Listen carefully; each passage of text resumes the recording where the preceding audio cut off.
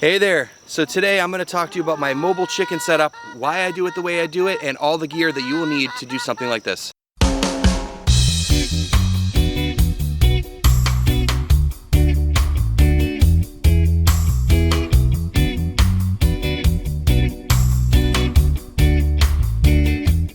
So before I get into all the nitty-gritty details about this chicken setup that I love so much, I want to give a little bit of background. And even before that, most of my videos so far have been about the market garden, but you know, there is a big chunk of my operation that's about chickens as well, and it's something that's very important to me. So there will be lots of videos about chickens, and I'll do videos about the financial part of it, sort of how to move chickens, some tips and tricks about electric fencing, I don't know, some more stuff down the road, but I just want to show you today everything about the gear that you'll need and why I'm doing that. So let me back up a little bit. When I first started getting into chickens, which I mentioned in the why am I doing this video, and I'll post a link right there. If you haven't checked it out, watch that. It's a little bit about my backstory, but this was my original chicken coop here. This building, this little shed was here when we bought our property, and it was just a tool shed. And you know, when you first get started, you see some cool ideas and you want to get going. So what I did was I took this shed and I put a guillotine door on the side so the chickens get out, and I set up this run here.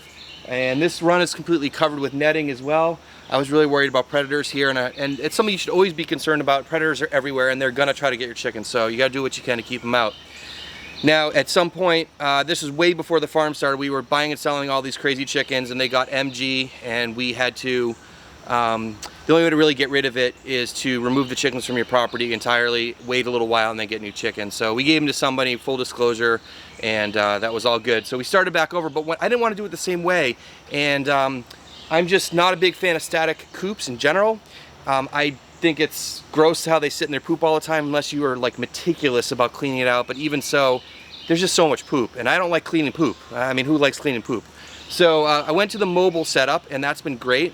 I really got inspired by people like Justin Rhodes, which his coop that I'm using, that was his design, and guys like Joel Salin who are doing a lot of rotational grazing and permaculture and all that stuff. And so I really wanted to try the mobile chicken coop and work on rotational grazing. So I went down that route. But this coop now is not a coop anymore. This is my tool shed, which you might have seen that in another video. And I have a divider for about a third of it. So when I need to brood chickens, I brood them in there, and then after they get a little bit larger, I can just open the door and they can use this run. So this is still used at some points during the year, just not all the time. And the rest of it's a tool shed.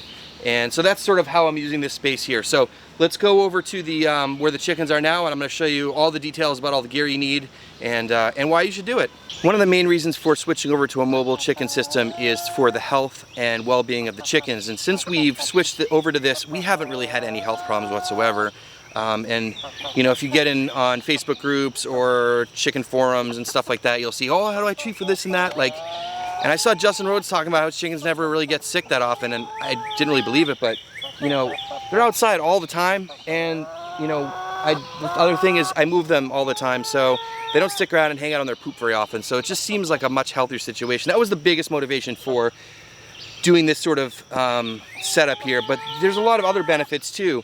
One is that when you rotationally graze animals on your property, what happens is, like in nature, and this is a lot of permaculture sort of ideas here, but in nature, animals will come in, they'll eat, they'll trample, they'll poop, and then they move. So you think about like the bison in North America, you know, hundreds of years ago before we came in and did our thing here. And so what happens there is that you create a disturbance, and then all their manure goes in the ground and is. Can you guys be quiet? I'm trying to make a video here. Alright, not gonna be quiet. And so everything regrows really well. So if you can sort of time that well with your land, you will gain a lot of fertility and get a lot of really nice growth out of it. So that's another awesome benefit. Another thing is, you might have seen in my video how I started new garden beds. The chickens can do a lot of work for you. They can clear areas, they can increase fertility, all that sort of stuff. And we haven't even talked about eggs and meat. And you know, this sort of setup is really geared towards egg laying. We don't do meat birds here, and I'll probably do another video about which chicken breeds to buy, because that's another long discussion. So right now we're running, I think we have 48 chickens. I say I think because I haven't counted them in a while, and hopefully I haven't lost anybody, and one goose. And that's what's going on out here. So the key to this system is we have a mobile coop, and this design here was from Justin Rhodes, and I will put a link so you guys can check that. I'll put that in the description. Now this is this first version. He also has a version 2.0, which is a little bit different, and that's probably the one you should build. I'm guessing it's probably better. I already had this. This is probably about 1.5 years old, I think. It did have some time off when we switched to ducks, but we're back to chickens. And in terms of space, I know people talk a lot about different size coops and space like that. So this coop here is 6 foot by 6 foot, so 36 square feet. It has 5 perches in there, and really chickens only need about 6 inches of perch space. So the perch space in here will accommodate 60 birds. Not including the roost bar and stuff, where the nesting box is up there. And so technically it's plenty of space for chickens. I think Justin rates this thing for about 40 chickens. That's an average, of course. Some birds are bigger or smaller. These are all hybrid laying birds, so they're pretty small bodied birds. They don't take up a ton of space. So I am really pushing it on the size on this though. I would probably theoretically get rid of a few chickens. It's just getting really heavy to move around. I haven't had any problem with confined space and that they're pecking each other and stuff like that. Because they really only sleep in there. I put them up at night, and then first thing in the morning I let them out. So chickens don't need a ton of space, but you just got to be careful about it. The bigger thing is to have fresh grass and for them to be outside and moving around. All right, so the coop is the chickshaw, and let me show you a couple features about it. Hopefully these ladies can be quiet enough. The bottom is 1-inch grading, so there's no cleaning poop. It goes right through. If you use smaller grading, the poop will stay in there, so make sure you use inch. But again, there's free plans online. The door is also the ramp. The top or the roof hinges up, so you can open it to get in there. The pole here, which is the handle, is removable, and that can prop up the roof, and that's really helpful when you're trying to get in there and get anything done. One of the best things about this are the big wheels. Most chicken tractors you see have really small wheels and make it hard to move. As I said, I'm really pushing it with weight on this guy, but it seems to be working for now. I've done some modifications to this, and I will do another video about that. I'm experimenting with a rollaway nest box, which I'm not convinced about yet, so I'm not going to tell you too much about it. Don't ask me. I will post a video about this eventually, and I'll show you all the other add-ons for that. But yeah, this has been working out great. Chickens are really healthy, and it's a pretty easy system to work. I've been using these just rubber open food bowls. I have 4 of them out right now for my birds. They're pretty easy to clean, and they do make a mess and spill it everywhere, but a lot of it, because this is just a ground up feed, there's a lot of powdery bits, which has a lot of minerals and stuff, so I want to make sure that as much of it is available for the chickens as possible. So some people just throw the food on the ground. I do like to use little bowls. Let's talk about waterers now. I know with people that are into keeping chickens, if it's just a backyard flock or whatever, people get really into gear. I love gear, and sometimes the solutions are a little bit complicated. I love simple, that's the thing, and the more simple it can be, the easier it is to clean. I've experimented with a lot of different kinds of waterers, and I'm not super happy with anything yet. It complicates things a little bit because I have a goose. The chickens are all confused now because there's all these waterers in here, and they're like, what's going on? So I've used the chicken nipple thing in a bucket. The side nipples are awesome. I do really like this kind of deal because it doesn't waste a lot of water, but it kind of gets, everything gets gross after a while. Even if it's closed and out of the light, it just gets gross. Like algae will start growing in there, whatever. So I find it really hard to clean around like where the nipples go in. I could never really quite get it super clean. I do like to make sure they have really clean water. The goose is not gonna be able to drink out of this, so this is not really an option for me right now unless I have 2 waterers. I was using this guy for a while. This is a pretty awesome waterer because once it's full you can carry it by the handle, and it's a vacuum waterer, so it works great. It does have to be on a level surface. The one thing I don't like this about it, it's really hard to clean because the top is really narrow. But it works really well, and I wish it was not somewhat see-through, like the light can get in, and it's nice because you can see the water level, but you can also pick it up to feel how heavy it is. But stuff starts to grow in there after a while.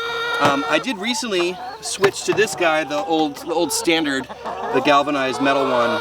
And it's also sort of a vacuum one. It's been working great. This is a 5-gallon one. It lasts a full day. But you know, beyond that, I mean, I have to switch it out every day. It's just really easy to clean. That's why I like it. You can open up, you can get your hands in there, you can really scrub it out. And then the other thing I have going on here is this little platform which I built out of scrap wood, and I use that to you know, keep it a little bit off the ground. It keeps it a little bit cleaner, but also to keep it level. I have a board under one side, so I can always just sort of position it, because a lot of these guys won't work very well if it's not level. So a lot of different options for waterers. There are a lot of automatic waterers out there too, with float valves that you hook up to the hose and stuff like that. I have experimented with some of that stuff, but I'm not always, I just don't want to run a hose everywhere I'm going. Sometimes I'm a little bit further away from the house, so that is another option for sure.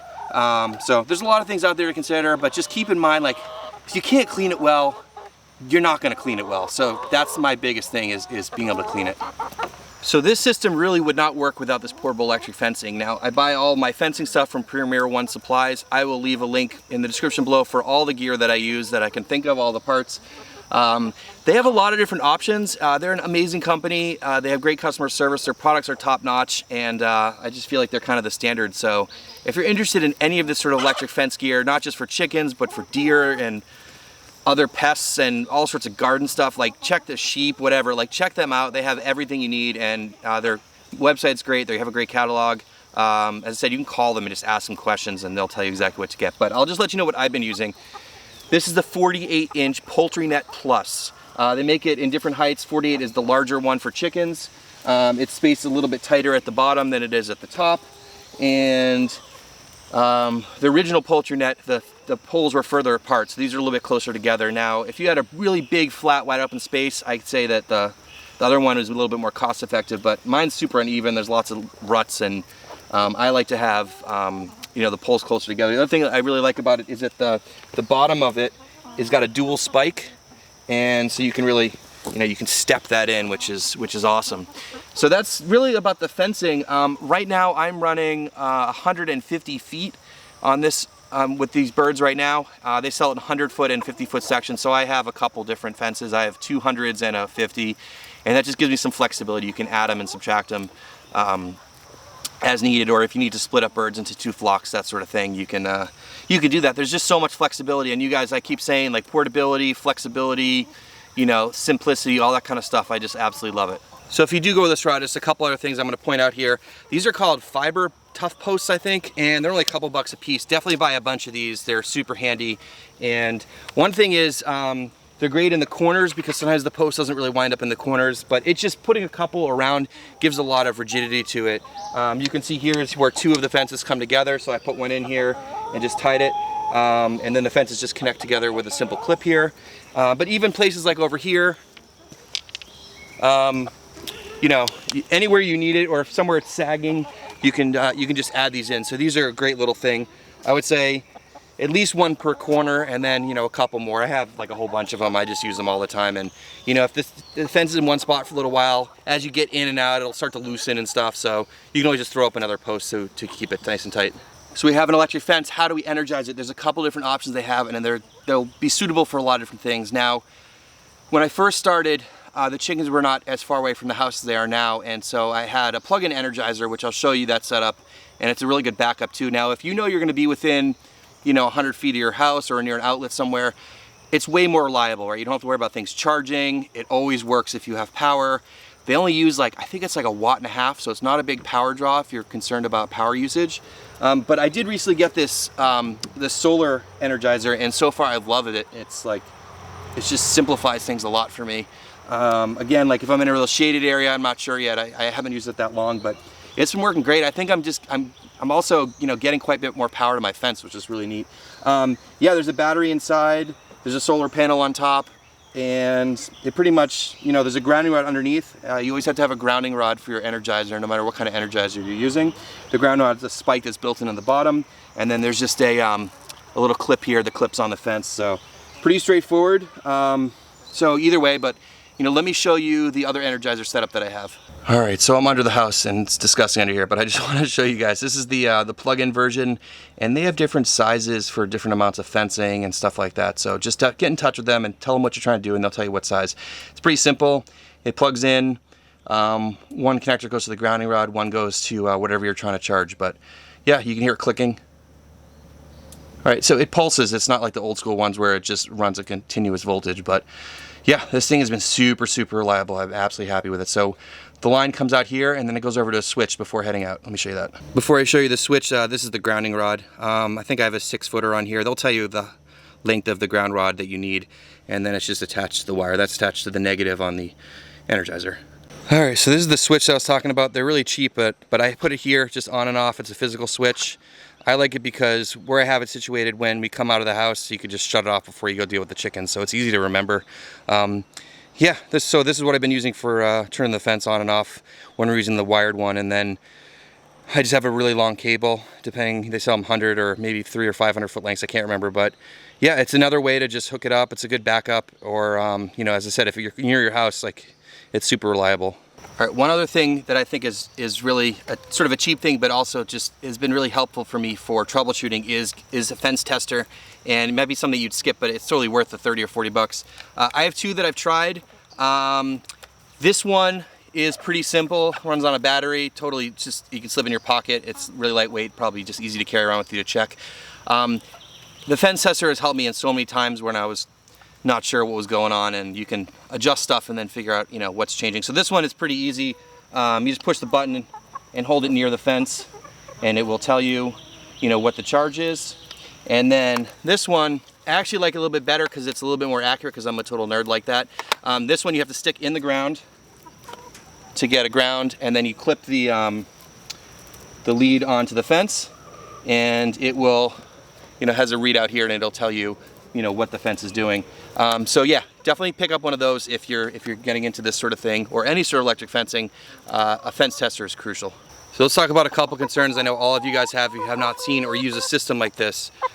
First of all, chickens getting out. It does happen once in a while, right? There's no top on this. Now, kind of birds you have, you know, how stressed they are, that sort of thing will matter. If you have a bird that's perpetually getting out, you can clip their wings. It's super easy, it doesn't hurt them. I have done it. They don't really get out that often. The bigger thing is predators, and that's something you really have to consider. Now, if you're taking an animal, keeping it in captivity, you know, you have to do your best to keep it healthy, but also safe. And so I take that responsibility very seriously. Now, oh, you're being too loud, huh? So that's a big concern here. The electric fence takes care of all the ground predators. This thing is nice and hot, and I have not had any ground predator issues. Now, I've had one predator attack since we've been setting this up, and it was totally my fault. We had a combination of ducks and chickens here, and Larry, our guard goose, was with the ducks, and I had just got these chickens. I usually get them from chicks, but I had to buy some adults, and they were in here for like a day. They didn't know what was going on. A hawk came in. I heard it came out. We didn't lose any birds. So the goose, in combination with the fact that the coop is open underneath, so they can dive under there when a predator comes. They can also get under there for shade, which is another bonus.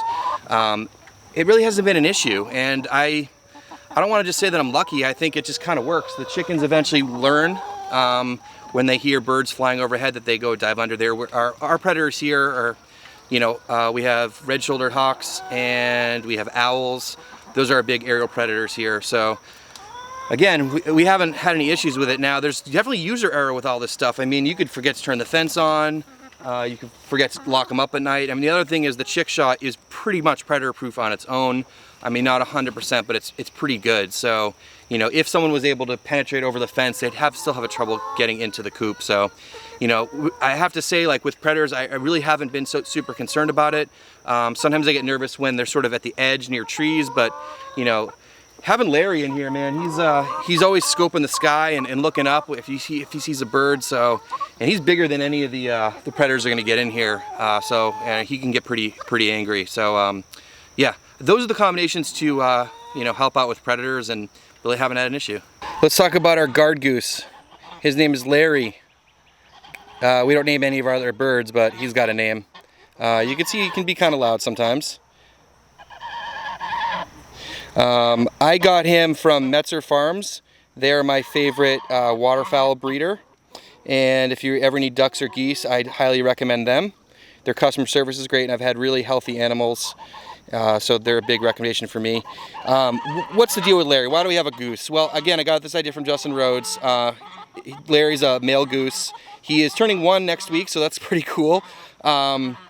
And I know that, you know, if you're keeping geese, it's really not good to have one by itself. And we've had some behavioral things with him, but, you know, I'm not here to discuss that. I'm using him for a different purpose. And, you know, you can disagree with me about having one goose, that's okay.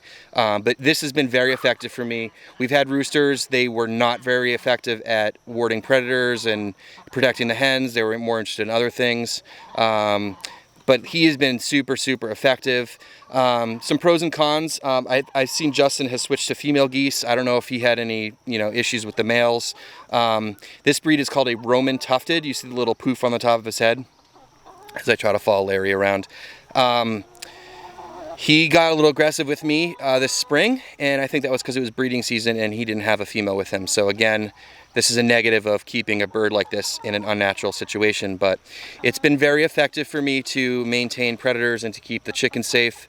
It's one of those things you don't know how effective they are until they're not there, and then you have a problem. So with all sort of predator things, it's all, you know, you got to stay ahead of it instead of reacting to it, because then you have losses.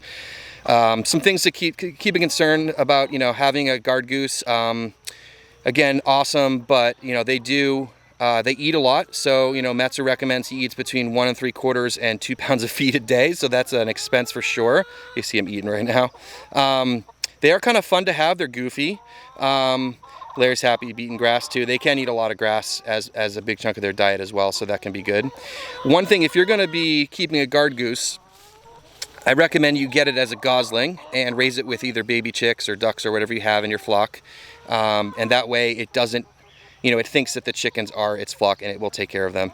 If he gets super nervous, he'll even huddle them in the corner and raise up his wings over some chickens. Like, he'll get really defensive and protective, and geese can be pretty mean. You know, when he was getting really aggressive in the spring, I wouldn't let the kids near him, because he's got teeth and, you know, he can really hurt you. So, but he's a total goofball too, and he's fun to have. You know, all of our other chickens are boring brown chickens, so he can provide some entertainment. But yeah, I really do like the guard goose. I think it's an effective strategy to help with predator control. So as I said, this is really geared towards laying chickens. There's other setups for meat chickens. We do have that chicken tractor over there, which is a John Siskovich design. And if you're interested in something like that, I'll leave a link in the description below for his book. He's got a great thing going on and knows a ton about chickens. Check out his YouTube channel too. I was using that for the ducks because there's no bottom on it, but I'm not sure we're gonna do it eventually. We haven't done meat birds here, so this is really geared towards layers. Now, is this system right for you? I don't know, you have to decide that for yourself. There is a pretty big upfront cost. The chick shack cost me probably about $500 to build. I know it looks pretty simple, but there's actually a lot of money in it. Even just the wheels are like a little over $100, I think. You could probably use some scraps and stuff laying around, try to reduce that cost quite a bit. The fencing setup's gonna cost you a few hundred, and then, you know, you gotta buy the chickens and the feed and, you know, all that chicken stuff. But, you know, a lot of people spend, you know, thousands of dollars, or I don't know how much people spend. I see really elaborate static coops, and, you know, I don't know. Is it healthier for the chickens? That's for you to decide. I've had great luck. I think the chickens should be outside, moving around, getting fresh air, eating bugs, eating grass, that sort of thing. And yeah, so this has been great for me. If you guys have questions about this, let me know. There's a lot of information, people doing similar things. This is just my experience, and I want to share it with you guys. Again, there will be more detailed chicken videos, but I wanted to get this out there and get this ball rolling for you guys. And hope you've enjoyed everything. Thanks for watching, and please like the video. Do all that stuff. Subscribe to the channel. Click the bell. You know what I'm saying. Thank you for watching. We'll see you in the next one. Hey, quiet. Hey there. Today we're going to talk about mobile chicken coops. Hey there. Today I'm going to talk about how I run my chickens and mobile chicken setups. Hey there. Today I'm going to talk about my mobile chicken setup and all the gear that you would need to do something like this.